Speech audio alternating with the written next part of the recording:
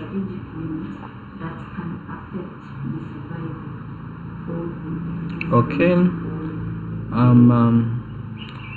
Good afternoon, friends.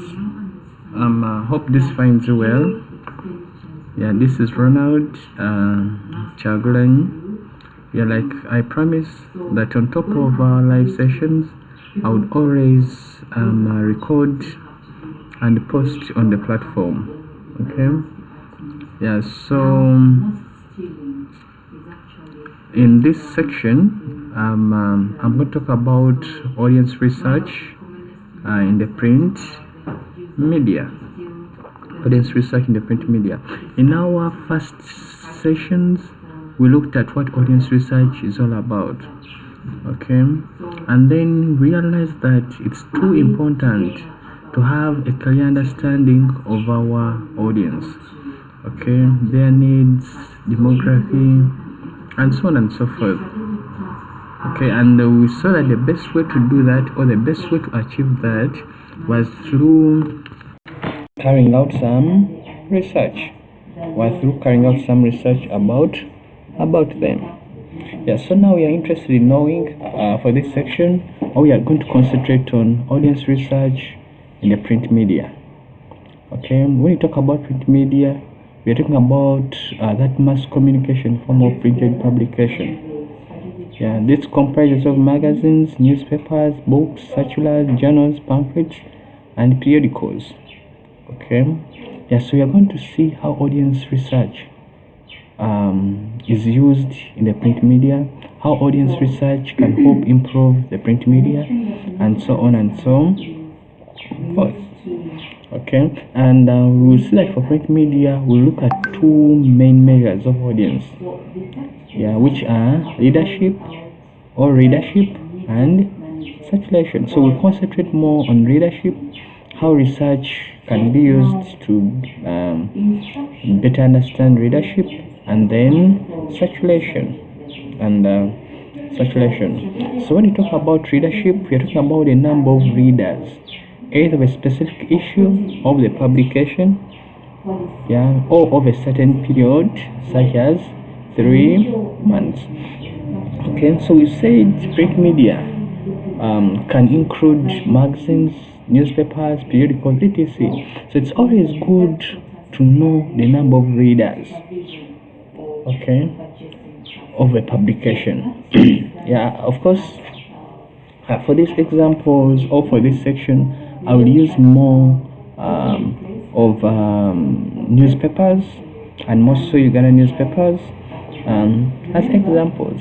Okay, so it's important to know the number of readers of Buked, of Monitor, yeah, of Rumuli, of Etop, yeah, okay, of a certain, it could be of a certain period of time, yeah. Okay, so circulation, we'll talk about it in more details and how different it is from readership, and how audience research can help us get a clear understanding of it. But now here, let's first concentrate on readership. Okay, so there are several readership studies we'll see under audience research. Okay, there are some studies or do research on readership to get a clear understanding of our readers' profiles. Okay, yeah, and this provides a demographic summary of the readers of a particular publication. Yeah, so there are some research we do, there is some kind of research we do to better or to get a clear understanding of the demographic characteristics of our readers. Yeah, so this can take the form of, you may be interested in knowing the gender, okay, the age bracket, okay, of the income status of those people who read a particular publication. At times we even go a step further, and we ask a series of questions concerning the audiences or the readers' activities, hobbies, interests, and attitudes. All these will inform the kind of information a print house or a publication will provide to the audience. For instance, if you get a clear understanding of the hobbies of your readers, the interests of your readers, the attitudes of your readers, whatever you will do you'll try to be in line with those hobbies, those interests and attitudes. Remember, these are our customers. If we do things against their will, things which are not interesting to them, they will not read your publication. So it's good to carry out some research and you get a clear understanding of this. But of course, we will see what kind of research, what tools can guide us in carrying out such kinds of research.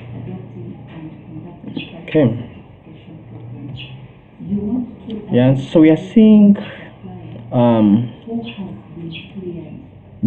at times we have item studies or item selection studies.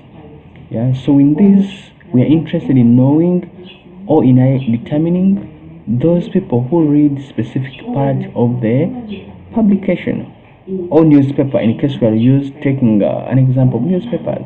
So it's always good to at times get to know those who read a specific part of the newspaper. For instance, if it's New Vision or if it's the Monitor, they may be interested in knowing who reads, let's say, the sports section. Who reads the sports section? If it's Friday Monitor, who reads the pull-out? There's a pull-out which is often put. The scoop. Who reads it? All together. Who reads the health section in New Vision? Who is interested in that health section? Or that health part. So at times it's interested, or it's good that the media house carries out some research to get a clear understanding of that. So the importance of such research is, if you know or if you get an understanding of those who read specific parts, then you can base on that to serve them better. Actually, you may even find out that some parts are not necessary through this kind of research. And if you find out that some parts are not necessary, then you can choose to eliminate them, not to waste the space. Like if you carry out item selection studies or research and you find out that maybe there's a section in your publication which has no one reading it or interested in it, then there's no need to put it there. Or if there are some parts which are put, let's say, once in a week, but you find out that a lot of people or several groups of people are interested in those parts, you may find that the media house may decide to have more of such parts in the newspaper. If it was once in a week, they may say, let's have it twice or thrice a week. So there are several ways readership of a particular item can be measured. Here we are giving, or we can see an example, which is the aided recall, whereby the person who is collecting the data, in this case the interviewer, shows a copy of the paper to the respondents to find out which stories the respondents remember. You get a copy of the Monitor, Bouquet or Etop, and you ask the respondents which part of the paper they remember. Chances are that the part they remember is the one which interests them the most. Those stories they remember would mean that they're more interested in that part. They're more interested in that part. That's one way. That's one way. That's one way. That's one way.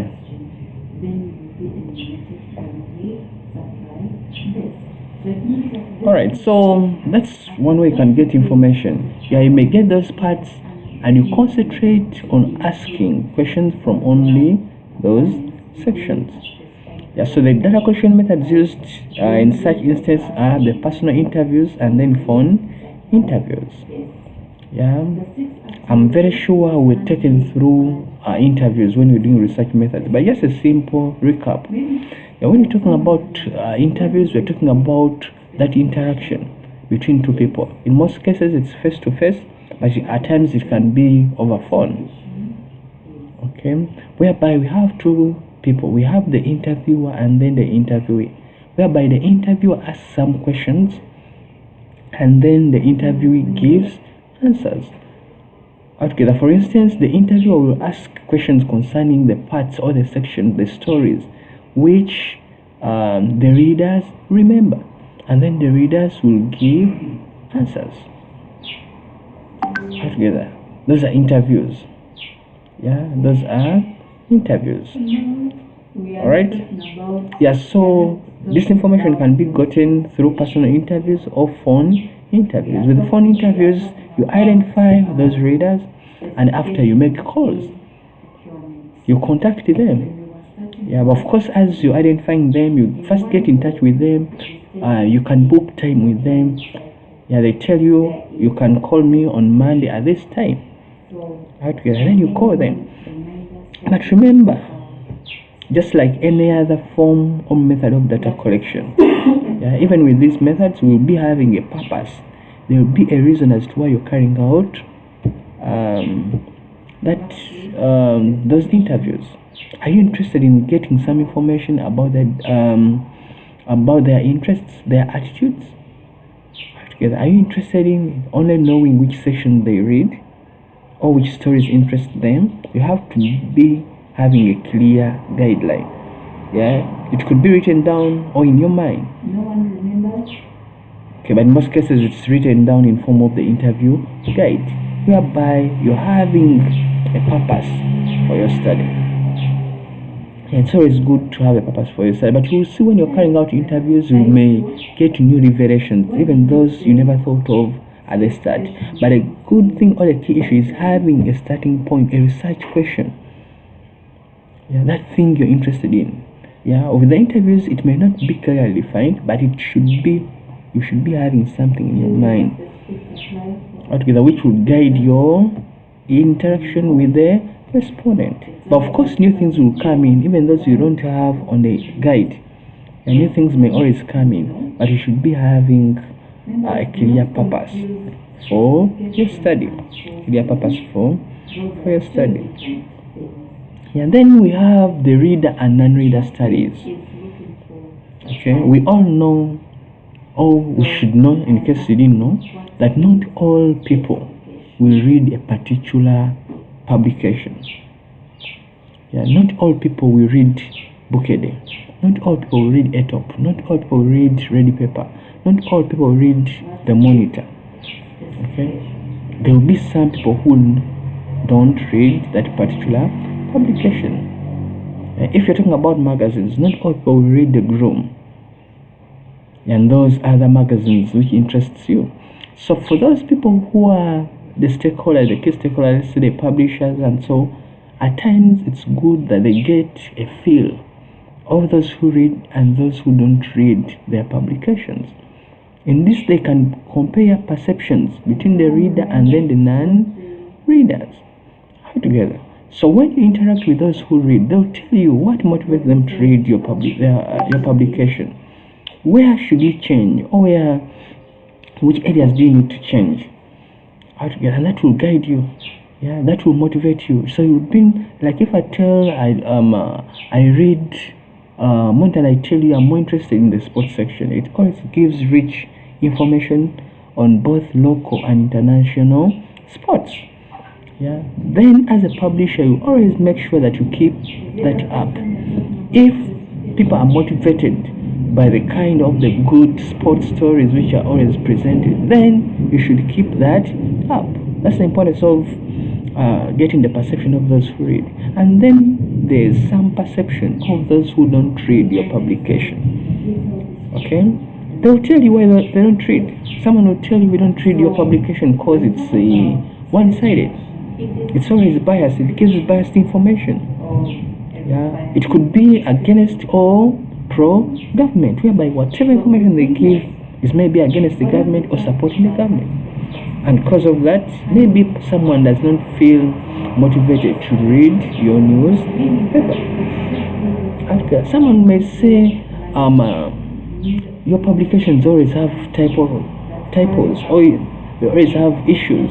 The stories don't come out well, and so we choose not to read them. Yes. So those who don't read a particular newspaper, a particular publication, will have their reasons. It could be in line with the costs. Someone will say your newspaper or your magazine is too expensive. Altogether, so when you get the perception of those who don't read, it will also motivate you, or it will also help you as a publisher to know where to improve. Remember, you need all people. In most cases, of course, you may have a target audience, but we'd love to have more people read our publications. Altogether, so after knowing the reason as to why people don't read, then you can try to find ways of improving or working on those issues so that they start reading your publication. Altogether, and that's through research, through audience research. Altogether, so audience research is very, very important, even to the print media. Like I told you at the start, that if you need answers and accurate answers for that question which is disturbing you, take research. It will give you accurate answers if done properly. If something is disturbing you for which you think you need to get clear answers, you carry out research. Okay? Alright. So here even the gratification, we talked about this gratification theory. It also falls here. Remember, we are talking about what motivates people to read. So the gratification studies bring in that reflection, by determining the motives that lead people to read a particular newspaper, magazine, and so on and so forth. Just know no one will read without a purpose. Ceteris paribus. For a rational person, that person who aims at maximizing his or her satisfaction. Altogether, remember, someone is going, in most cases, is going to incur some cost to buy a magazine, to buy newspaper. Altogether, and that person expects some satisfaction in return. Altogether, so there will always be a driving factor as to why a person reads a certain publication. Altogether, and that's what I talked about at the start when I was talking about what motivates the readers. Audience research helps us to get such answers. Okay, then let's look at this section of measuring readership. Measuring readership. Measuring readership. For this section, remember we said we can carry out research to get answers, some answers from our readers. But in this section on measuring readership, I'm bringing out something on the reader's point of view. This will guide us as researchers to better understand how best to structure our questions and how best to approach the respondents when interested in some answers concerning readership. Are we together? So here I'm going to give a case or a question, and then I will present to you those main tasks or what will come in the mind of your respondent. Like if you ask a particular question to the respondent, what do they first think? And you'll find out, or we are going to see that what they think will affect or can affect the results, can affect the answers they're going to give. And if so, how can we overcome that, or how can we avoid that? We are going to see that under this section. So we are going to have an imaginary question. We are going to imagine a scenario where we are asking someone who about New Vision, and we see what will come into their mind. So imagine that you are being questioned for a readership survey. The interviewer asks, have you read or looked into a copy of New Vision at any time in the last month? Of course, just using New Vision. It could be monitor, it could be a topic, it could be something else. Okay, the question is, have you read or looked into a copy of New Vision at any time in the last month? So we are going to see how good is this question. How will respondents understand this question? Will it be too clear to them, or it will confuse them? We are going to see by looking at the three main tasks on the side of the respondent. After getting that, these three will come into their mind. Have you read or looked into a copy of New Vision at any time in the last month? So the first one is, what might the interviewer mean by read or looked into? Yeah, if you flick through a few pages of one copy at a supermarket, does that count? Altogether. So the question is, how is the interviewer measuring or defining read or looked into? Okay, so the thing is, the interviewer had to be clear on either showing interest in knowing if the respondent read, and if it's looking, what does the person mean by looking? But a good thing is so that we can collect this information through personal interviews. And one of the advantages of interviewing or using interview method is that interaction, whereby you get a chance to make questions clear to the respondents. That's one of the advantages of interviews. For instance, if a person asks you that, what do you mean by read or looked into? If I'm passing by the supermarket and I flick through a few pages, have I read or have I looked through? Together. So the good thing with the interview is, as a respondent, you need to be, as an interviewer, you need to be with answers to such questions. Meaning, if a person asks that, that means the person has not clearly understood the question. So what you have to do is to rectify. If you don't, they will give you wrong information. Together. So interviewing gives you a chance to rectify. It gives you a chance to rectify. So you can rectify that. Identifying New Vision from its title. Perhaps there is a similar newspaper called New Vision, and you don't remember which one you saw at the supermarket. The issue here is, you may find that the respondent may be confused. Some actually confuse these newspapers. They don't know which one is Monitor, which is New Vision, which is Sunday Vision, and so on. Saturday Monitor, So you may need to be clear. If you mean New Vision, what is New Vision? So you may show them a copy of the title of the kind of newspaper you're interested in. Together. Because if you don't, someone may say yes and even give some explanations, but when actually the person didn't read New Vision. Okay, of course in Uganda we don't have a newspaper, similar newspaper with the name New Vision, but that may not take away the fact that some people may confuse New Vision with Monitor or New Vision with East African. Okay, so you have to be clear. You say, when I talk about New Vision, this is what I mean. You show them, you can show them a copy or a title. Then they can be, oh, this and that. Okay, then you are being asked to remember what you've done in the last month. If today is the second of the next month, are you being asked what you've done since the second of last month, or since the first day of this month, or the first day of the last month? Meaning the answers would vary. Remember, we are asking them, have you read or looked into a copy of New Vision at any time in the last month? So you need to clearly define what you mean by the last month. Together. I've recorded this video on the 7th,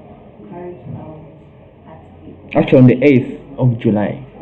So if you ask that question today, do you mean between the 8th of July and then the 8th of June? Is that what you mean? Or you mean any day of the month, even before 8th, maybe the 1st of June? Together. So that clarity is also needed, for the respondent will be confused. Then there's an extra task deciding whether you should tell the truth. Okay, this is interesting. Yeah, you'll find that when you go out to the field to get information, yeah, if you're not very careful, you may come up with wrong information throughout. Yeah, some people may fear to give you the right information.